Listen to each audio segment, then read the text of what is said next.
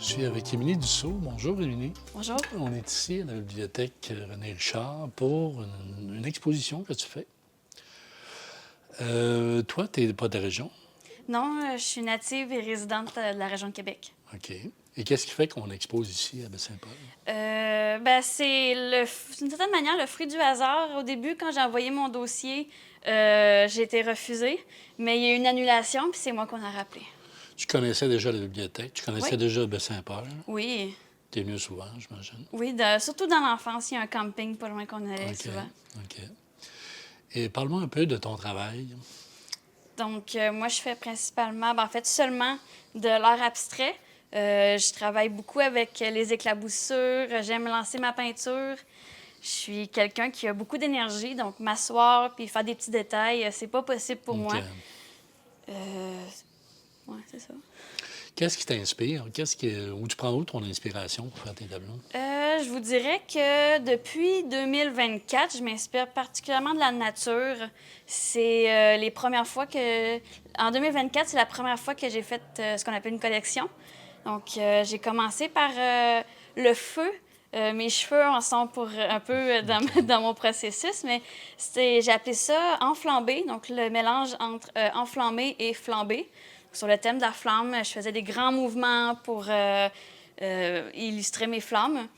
Puis, en début d'année, j'ai fait une œuvre rouge que j'ai appelée Ruby, qui m'a ensuite tout dégringolé là, vers les joyaux de la couronne. Donc, une collection complète sur les pierres précieuses. OK. Et qu'est-ce qui fait qu'on décide de faire de l'abstraction plutôt de faire de quoi de figuratif qui représenterait ce que tu veux représenter, dans le fond?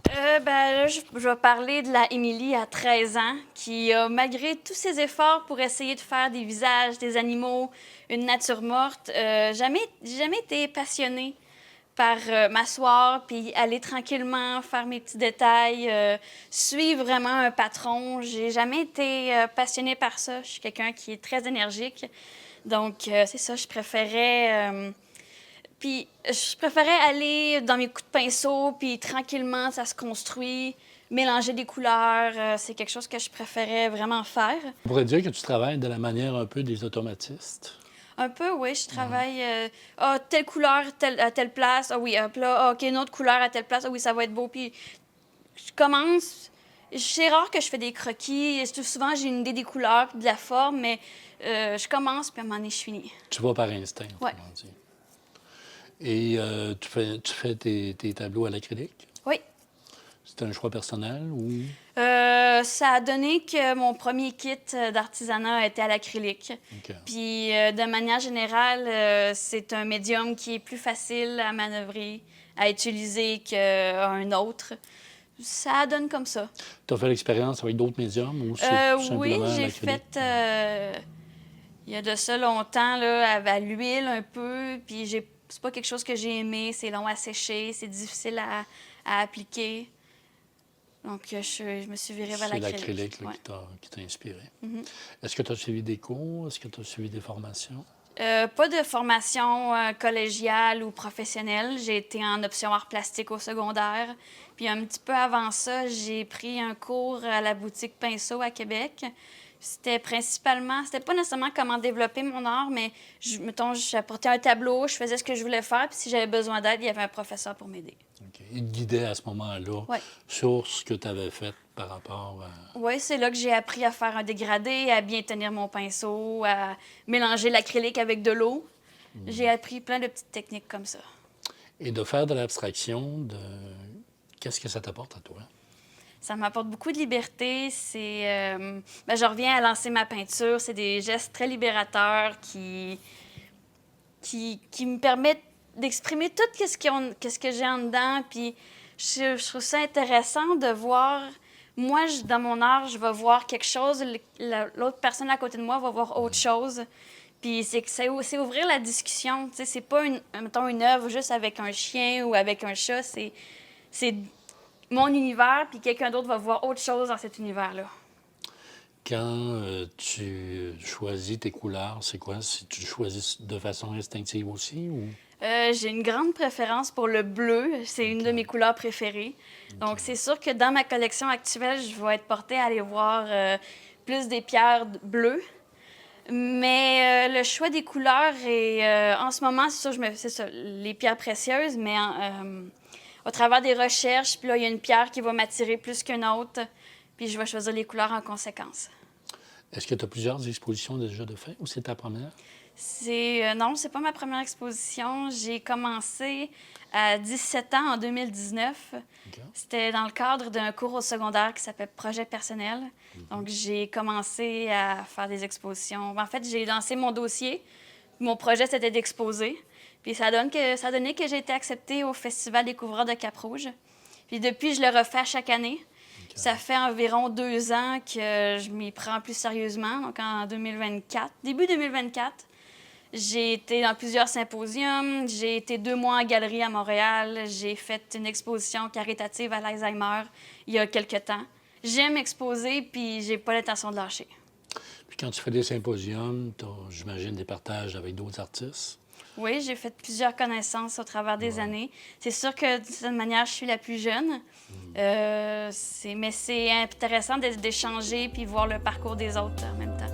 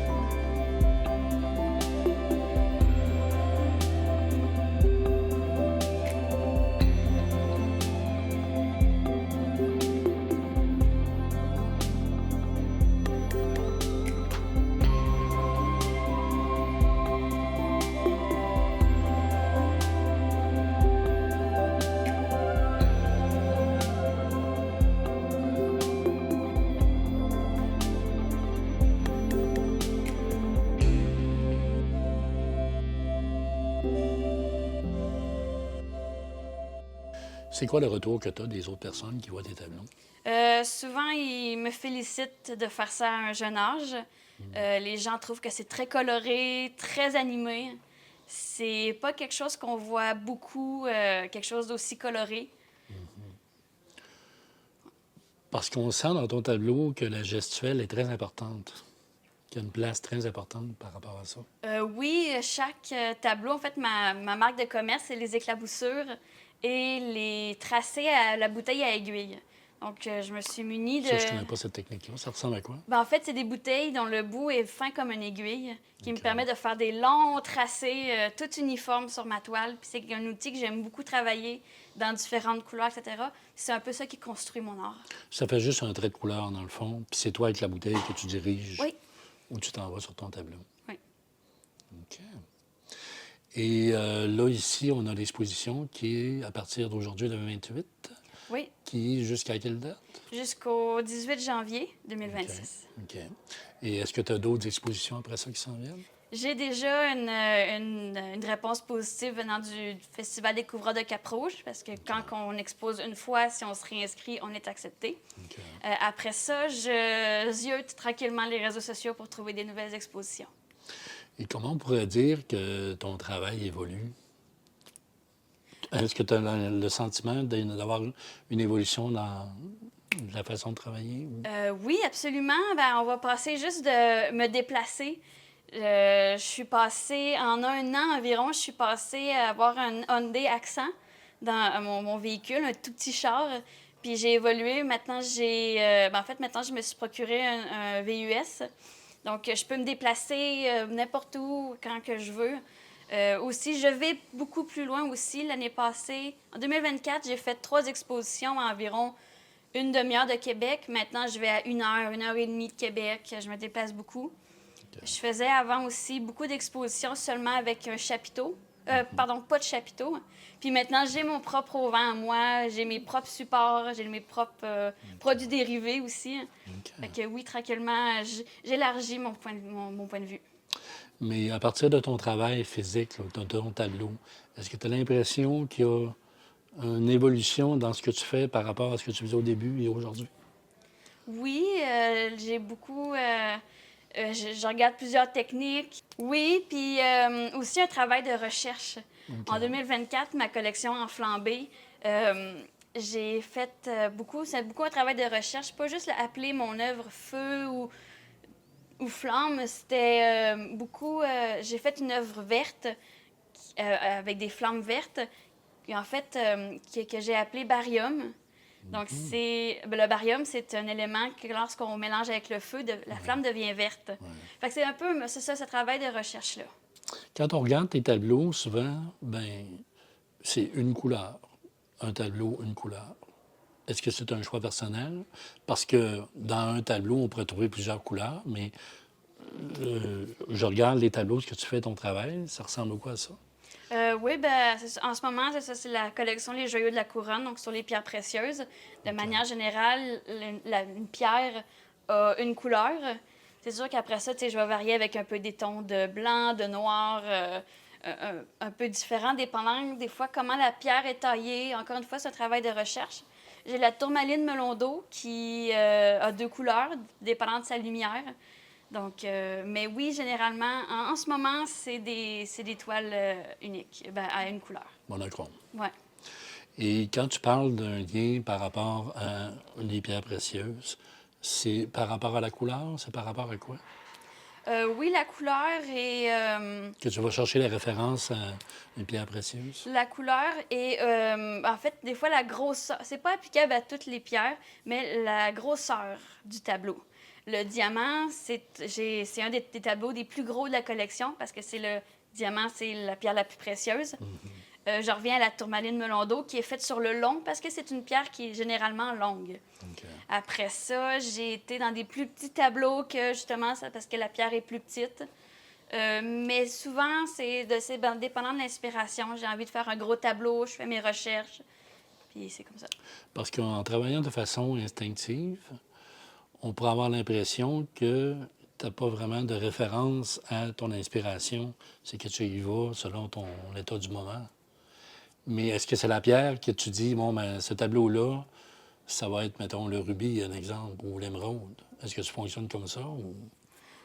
Oui, c'est ça. Au début, ma collection, c'était... quand j'ai commencé avec le rubis, l'émeraude, le diamant, c'était surtout avec les grosseurs. Puis des fois, j'ai envie de faire un plus petit tableau, puis je verrais plus cette pierre-là dessus. Ça dépendant de la valeur de la pierre, de l'inspiration du moment. Comment est-ce que je vois le mouvement de ma spatule, de mes pinceaux? Ça vient un peu jouer là-dessus. Alors, tu travailles autant avec les spatules que le pinceau? Oui. OK. Et ça, c'est un choix personnel ou c'est tout simplement parce que... ça dépend de l'étape de création. C'est sûr qu'au début, je vais faire un fond souvent uniforme. Je vais y aller au pinceau. Puis, dans cette collection-là, j'ai comme un peu des tracés. Que ça, je viens mettre plusieurs gouttes de peinture. Et avec la spatule, je vais venir étendre ça. OK.